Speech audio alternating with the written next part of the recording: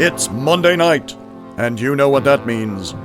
Downstairs Entertainment, in association with Davey Boy Productions, presents the season premiere of Rex Rivetter, Private Eye.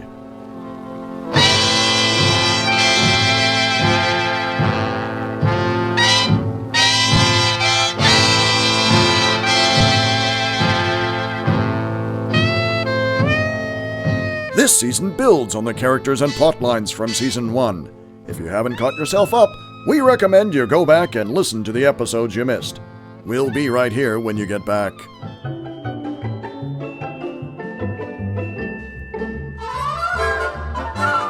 Welcome back. And now, ladies and gentlemen, the Season 2 premiere of Rex Rivetter, Private Eye in The Case of Pete and Repeat.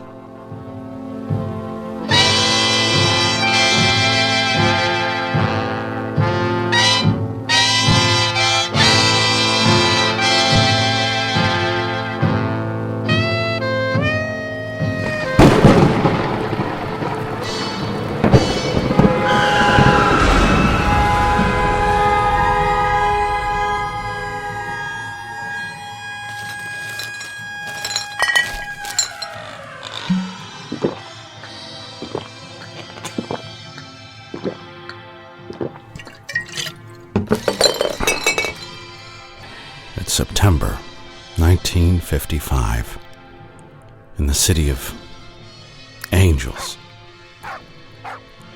The buildings and streets are formed out of sunshine and glamour. The city where dreams are made.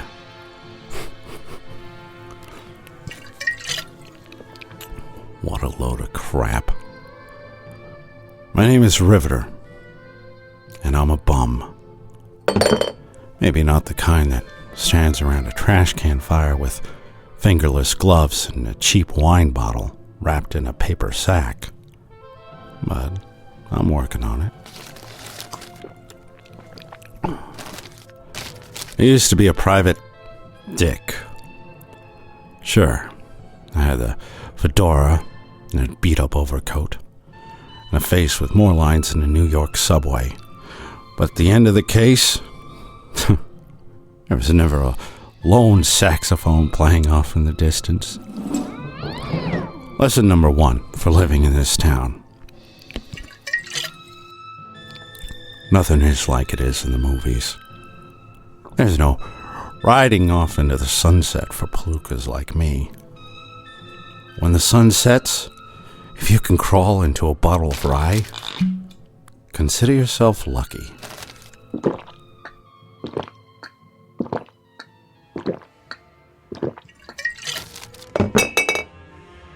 Lesson number 2. You don't get the dame. Nobody does. The girl gets run off the road and the car catches fire and she's beyond recognition. She becomes one with the glass and steel. I have trouble telling where one ends and the other begins. You don't bother going to the funeral.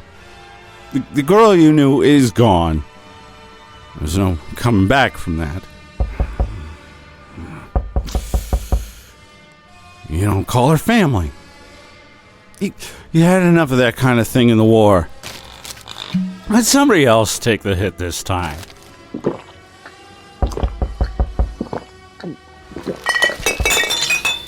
And maybe this is the most important lesson. The bad guy gets away. He's got more money than you, more power. He can disappear into the shadows. And as dark as your life is, even you can't follow him there. You're not the good guy. Not even in your own story. There is no good guy. Mr. Rivetter? Are you home? Go to hell. How should I respond to that? Is this Mr. Rivetter? And did you just throw glass at the door? That's a lot of questions. Who wants to know? My name is Father Lozado. I gave it the office. Highly doubtful, Mr. Rivetter. I've seen your office. A parishioner of mine, Angelo Martin, gave me your home address.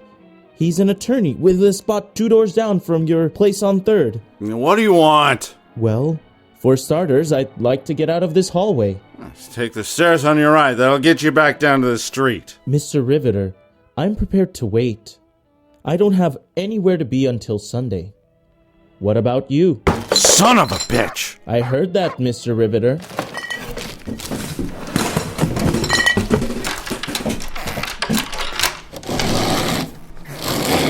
What do you want, Father? A few moments of your time. That's all. You're not here to ask me to come to church, are you? Some causes are beyond even my abilities, Mr. Rivetter. May I come in? Suit yourself. I suppose you want some coffee? If it's not too much trouble. I don't have any coffee. I got a bourbon. Maybe just some water. Oh, fresh out. Fresh out. Then bourbon will have to do. Mm-hmm. Do you have another glass? Straight from the bottle, then. Ah! June 3rd. A good week. So, now that we've broken bread, what do you want? Well, we've broken glass. You should clean that up before someone gets hurt. I want your help. Obviously, that's why I'm here. Sorry. Fresh out of that, too. You seem to be out of a lot of things. Tell me, Mr. Rivetter, what do you have? Remorse. Heaping gobs of it. Maybe I can help with that. No, thanks. I'm right where I want to be. Besides, I thought you were here for my help. The two don't have to be mutually exclusive. Were you gonna get a broom for that? Look, Padre, I don't feel like coming out and playing today. I'm very busy. I have to get to the bottom of this bottle.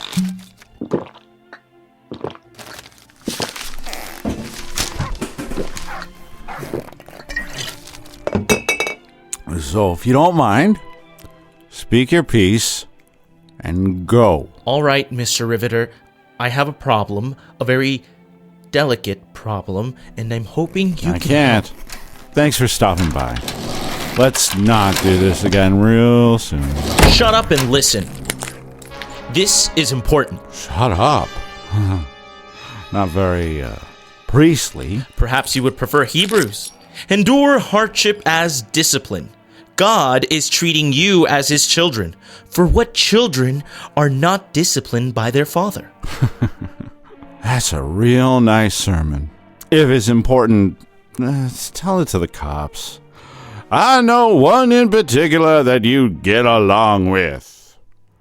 That's what your taxes pay. Well, not your taxes, I guess. Do you even pay taxes? I can't go to the police. Not yet. Not without some proof. Too bad. Time to go. Angelo mentioned you could be stubborn. Did he mention I don't do that kind of work anymore? He might have said something to that effect. If you're not a private detective, what are you, Mr. Rivetter? Me? I'm a bum. Look, Padre, I don't want to get physical with you, but I will. He said you were bullheaded, but once you got onto something, you would keep working until it was resolved. Okay, I'm done talking. I warned you. Father Lozado plays Rocky Marciano to my Archie Moore, except I go down in the first.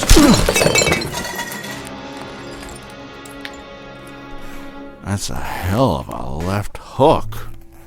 Oh, boxing in seminary school? No, 2 older sisters. 2 very pretty older sisters. I took it upon myself to weed out some of the more undesirable suitors. Remind me not to short the collection plate. Let me help you up. I don't want you to cut yourself. Forget about the glass. All right, fine. Now are you ready to listen? Are you gonna punch me again? Maybe later. First, let's talk. Father Lozado walks into my kitchen and comes back a minute later with some ice wrapped in a hand towel before he settles down on my couch. I didn't even know I had hand towels.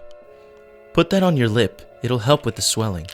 I'd rather put it in a highball with some hooch. He gives me a disapproving look, but apparently decides to forego another sermon. Do you read the papers? I'm a private detective, Father. You know we can't read. Someone died last week. Did you hear about it? Padre, lots of someone's died last week. This was ruled a suicide. There were probably lots of those, too. Some Hollywood star got caught. It was one of my parishioners. A girl. And I want you to look into it. Sorry, Padre, not interested. If it's a suicide, there's really not much for me to look into. You don't understand. Let me guess. Taking one's life is a mortal sin. It precludes them from a proper burial. Among other issues. Can't help you. Besides, isn't that more up your alley? What? Sure. Saving the masses. Acting in the power of God. And all that. Teach, sanctify, and lead. Or have things changed that much since I was in Sunday school? We're all sinners, Mr. Rivetter. But this is something different. Oh, it always is something different when it's us or someone we know. We tend to make excuses. Every guy that robs a liquor store or bumps off a coworker has a reason for doing it. And a good one, if you believe what he has to say. But her name was Dolores Espinosa. She drowned in Hollenbeck Park, presumably from jumping off a footbridge that runs over the lake. But she was 15. My condolences to the family. She was an excellent swimmer, Mr. Rivetter. I suspect foul play.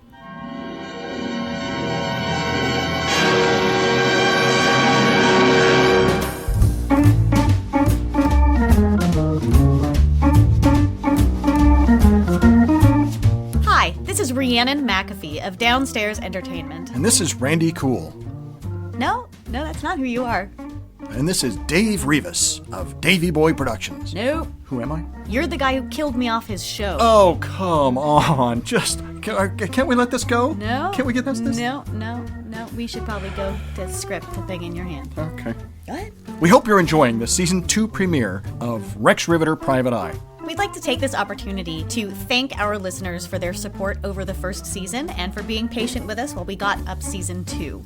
We'd like to give a special shout out today to some of our patrons from patreon.com, Michael, Heather, and Mary Frances. Thank you so much for your support. It means a lot to us. Thank you so much. You can help us out by becoming a patron at www.patreon.com/Rex Rivetter. Your small monthly donation helps with our production fees, and in return, you can get cool swag and behind-the-scene footage, gag reels, and other fun rewards. So, thank you for listening. We hope you enjoy the rest of today's Season 2 premiere of Rex Rivetter, Private Eye, which I am not in. Oh, come on. Because my character is dead. I thought we talked about this. And I'm still talking about it. Okay, look, I'm letting you do the commercial. Excuse me? You are letting me do the commercial? By letting, I mean that you were. I'm lucky enough for you to do the commercial. Yeah, when I go upstairs, I'm gonna lock the door and you can stay downstairs. Not again. There's no heating down here. I know. I know. It's cold, and there's no pizza. There is no pizza. I'm taking the pizza with me. Bye, guys. Oh, sad face. And now we return to Rex Rivetter, Private Eye in The Case of Pete and Repeat.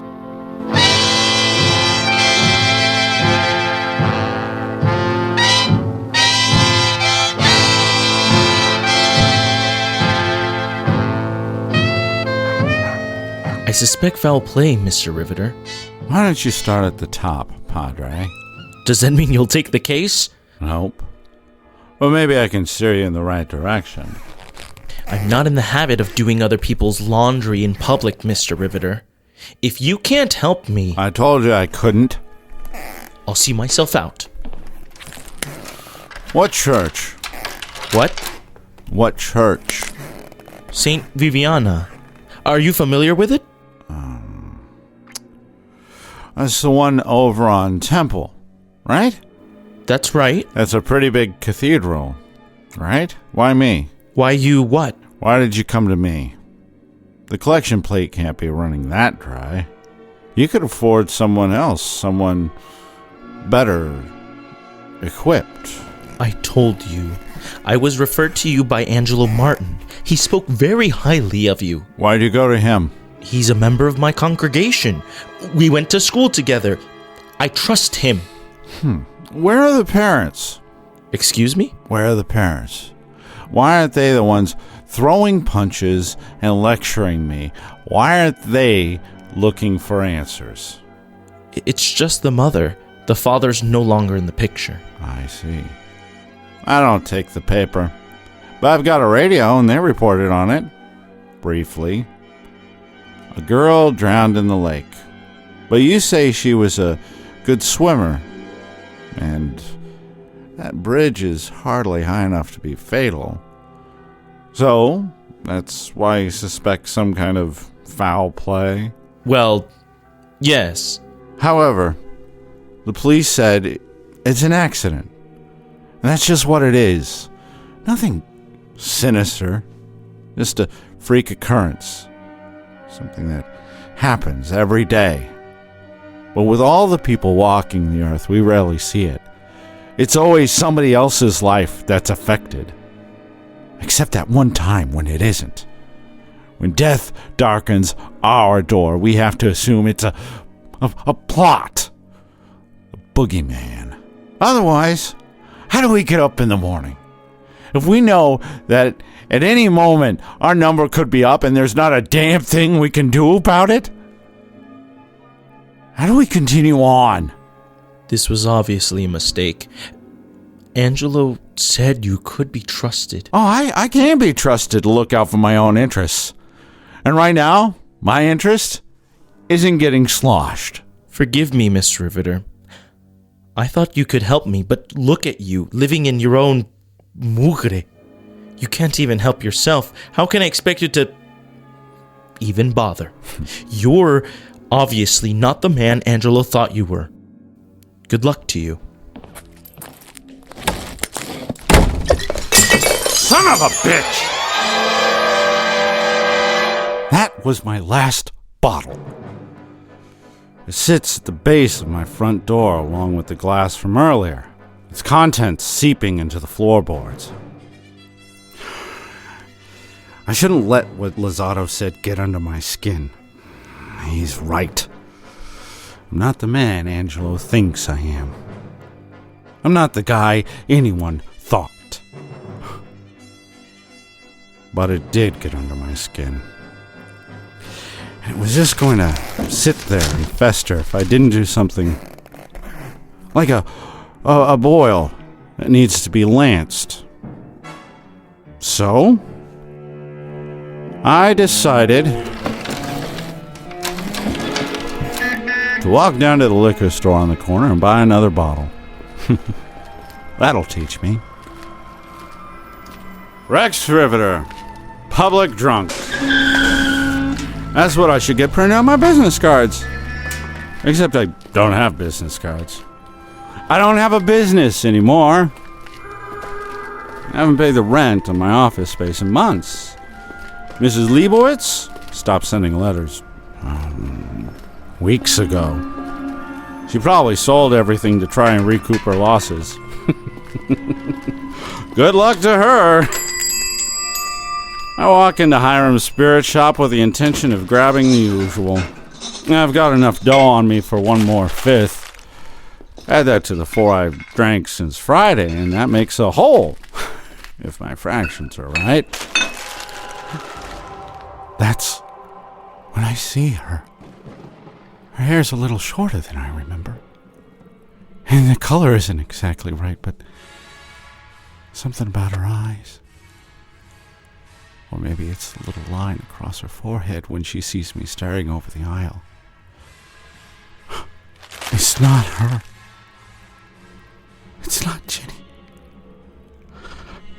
But something about her reminds me. For the first time in weeks, I leave Hiram's empty-handed. I walk. I see her everywhere now. Last week, she was sitting on the stoop across the street. Before that, she was in an elevator. And before that, she brushed by me on the sidewalk. I even saw her on a billboard once. It's never exactly her. The smile isn't quite right, or the laugh. She doesn't have the little gold flecks in her eyes. It's never exactly Jenny. Just almost. She's everywhere and nowhere. Only in my head, I guess. That's where she lives now. A phantom. Just enough remaining to torment me. I stopped taking the paper because I couldn't look at the jumbled page, and the photos of the movie stars made me think of her scrapbook. So, I walk. It would make a hell of a movie. Some dumb schlub opens an office and hires a girl. They become something. Friends? Except it's more than that. And one day, a ghost from the past comes calling. "Save the girl," he tells the schlub. And so he does. He saves a girl. It's just the wrong one. The right one? The one that's in his thoughts. The one that peels back some of the darkness. The one that brought some peace.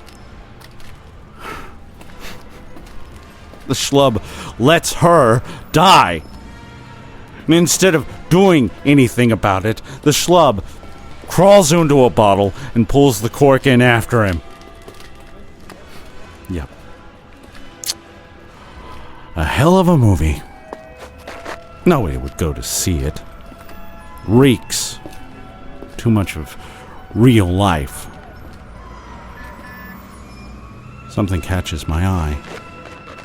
I look up to see that I'm standing in front of a large brick building with a circular stained glass window in the center. Did you change your mind, Mr. Rivetter?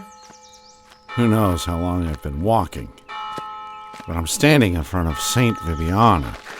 You look a little lost. It was unintentional, me being here. Maybe it was. Maybe it wasn't. Perhaps the Lord... Save it for Sunday, Padre. Me and the fella upstairs aren't getting along right now. I'm not too crazy about some of his choices lately. Why don't you come inside? Have some coffee. Got anything stronger? You don't spend much time in church, do you, Mr. Rivetter? I was an altar boy at St. Mary's back home, but I don't think that counts. Why not? I left that all behind. How come? It's time to grow up. Didn't seem to fit anymore. There's always room Just in the the house. coffee, thanks. Save the sermon. Father Lozado leads me to a side door, through a kitchen area and into his office. There's a small trophy case just inside his door with a few statuettes of golden baseball players on them. It tells the story of a young man with dreams of playing in the big leagues. See? I told you I didn't box. These are yours? Yes. I put them there to remind me what it was to be young. What happened? Tragedy, Mr. Rivetter. Tragedy and redemption. But we're not here to talk about that. We're here for a girl. Please, close the door behind you. Have a seat. We go through the usual warm-up. Lozado tells me again about the girl, how while the body is lost, the immortal soul still needs my help. He stretches it out a bit, but before too long, I'm ready for the first pitch. Imagine you're that girl, lost, without any way to find your path. You cannot rest until the truth is known. She cannot rest in sacred ground if her death was... There's good in you. I see it. Be her angel, Mr. Rivetter. A splitter that falls just short of home plate. His next pitch is about finding peace for her poor mother. A knuckleball that breaks down and away. Ball 2. A couple more of those and I walk. But he's got my attention now. This time he brings the heat. I want to help her, but I need proof. I need to... Well, the reasons don't matter, Mr. Rivetter. I just need to find a way to save the girl. A 95-mile-an-hour fastball. It's seamless. I don't even notice I'm swinging until it's too late. Save the girl, huh? Yes. I'm sorry. I'm not sure why I said that. All right, Father. That's not a term You'll help? I'll look into it. Bless you, Mr. Rivetter. Bless you. Don't get all mushy. I'm not even sure what I can do. We never know what miracles the Lord brings. First condition? Save the sermons for the Lions Club. Sorry. Occupational hazard. But I'll do my best. See that you do. How will you proceed? I'll talk to some folks. Friends, relatives, that sort of thing. And then what? Look, I'm not sure what you're expecting out of this. If you don't think it's a suicide, just say so and then bury her wherever you'd like. It's not that simple. It never is. Can you start now? I could drive you over to her. Not so fast, Padre. I need to go home and get cleaned up. Meet me at my place in an hour. Oh, and bring $50. Deal? Deal.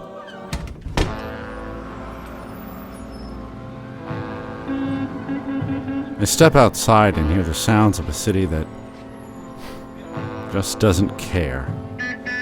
I'm overcome by the feeling that it's all too big for one man. I'm Sisyphus, rolling that rock uphill, only to watch it roll back down, destroying anything growing in its path. But somehow, I'm too blind to see the futility in it. Life's a great joke, and I'm the punchline. Not that any of it matters. Tomorrow, I'll be buried alive in a makeshift coffin off Highway 91.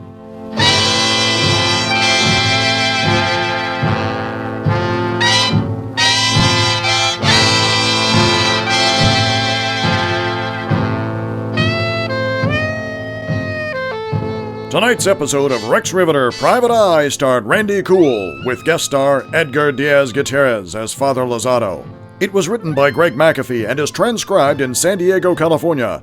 It was produced by Downstairs Entertainment with recording, sound, and editing by Davey Boy Productions. The Rex Rivetter theme, Nightmare, by the Artie Shaw Orchestra, is used with permission of Music Sales Corp. Rex Rivetter is directed by Rhiannon McAfee with vocal, sound, and technical direction by Dave Rivas. If you enjoyed tonight's episode, please find us on the internet at www.dsentertain.com or on the Facebook or the Twitter. And be sure to join us in 2 weeks, same time and place, for the exciting second part of Rex Rivetter Private Eye and The Case of Pete. And repeat. Next Monday, catch our recap show, Riveting Conversations, wherever you listen to Rex, for behind-the-scenes interviews with cast and crew. If you love our show, you can donate towards production costs at www.patreon.com/Rex Rivetter. For Downstairs Entertainment, this is Greg McAfee speaking.